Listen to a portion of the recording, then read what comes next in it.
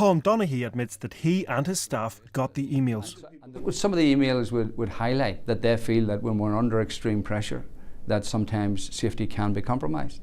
But we accept that. I mean, we have a... You accept, they're saying safety is compromised at periods of extreme pressure, and you accept that is the case? But it has to be managed, and it's managed by them professionally. But it's not been managed well enough, is it? I mean, we've seen some of this correspondence, and it goes back months, and we're told some of it goes back years. This doesn't look good for you, does it, or the trust, if you have senior medical consultants over a period of years saying this place is unsafe at times? Well, I mean, over those years, Declan, what you can't ignore is the level of reform and the changes that we've brought about in Belfast to manage services more safely. That's appalling that someone has to write a letter like that up the chain. Yeah, well, and I think it's not acceptable that something like that would happen, and that would be the experience that a patient would have in our ED. And I'm very keen that's not repeated, and that's not something that we accept as a part of the ongoing care that we provide for patients in our ED. I mean, what would you say to that lady or her family?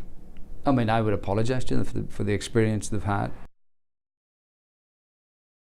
When you get these emails from consultants talking about potential safety compromises, do you pass those up to John Compton at the board or to the minister?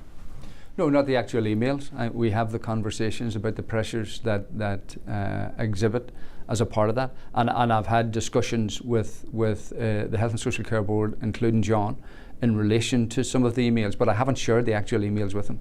Yeah, because he says he hasn't seen them.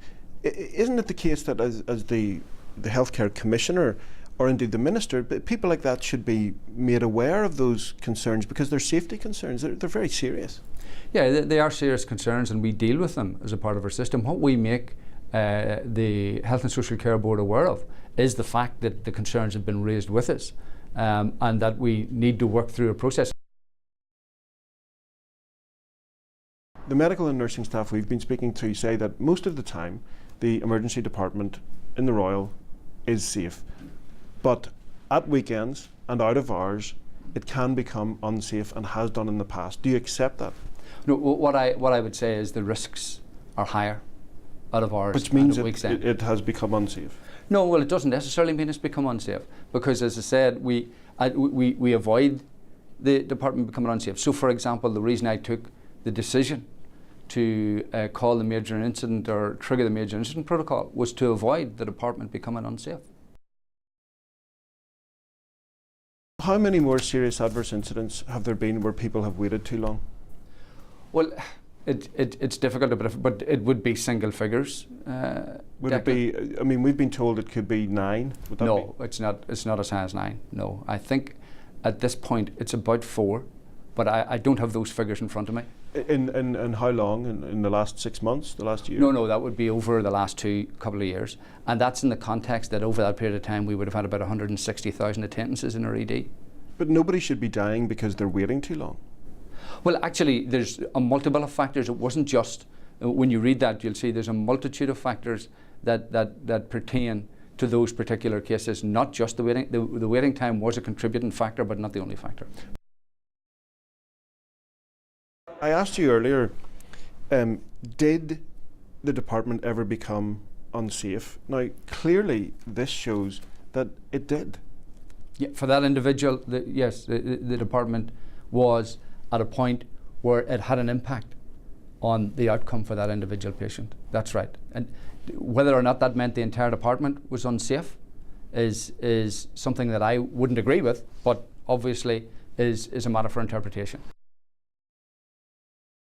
You informed the families who are involved here that waiting times played a part in these incidents? Yeah, I'm not aware of the detail of both, but I know certainly one of the families it was the subject of a root cause analysis for us, and one of the families has been very involved in relation to that. The other family, I'm not sure, but certainly it would be a part of our policy now that we would inform families of the reasons.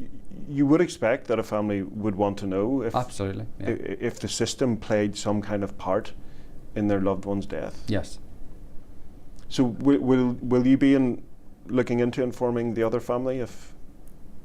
If they haven't been informed, of course, yes. Yeah. What about the coroner? Does the coroner need to investigate something like that? Well, we work very, very closely with the coroner, working out the criteria and the details of when a case should be referred to the coroner or when the coroner should be involved. And has this one been referred? Well, I'm not sure whether it has or not. I don't know. It's something that I could look into, but I'm not sure if it's been referred to the coroner. You must be concerned if you have the RQIA finding what they found 2 weeks ago. You have serious adverse incidents in which patients are waiting too long, and you have your own senior consultants in the emergency department releasing a statement saying there needs to be an urgent transformation in the system. I mean, it all adds up to something that must be quite worrying for you. Yeah, it is quite worrying, but we're taking forward very strong action at this point in time. So some of it which we were already in train. So for example, we'd already reviewed our nurse staffing levels in our ED prior to Christmas. We're now in a position to increase the numbers of nurse staffing in our ED. So we're employing an additional 14 nurses.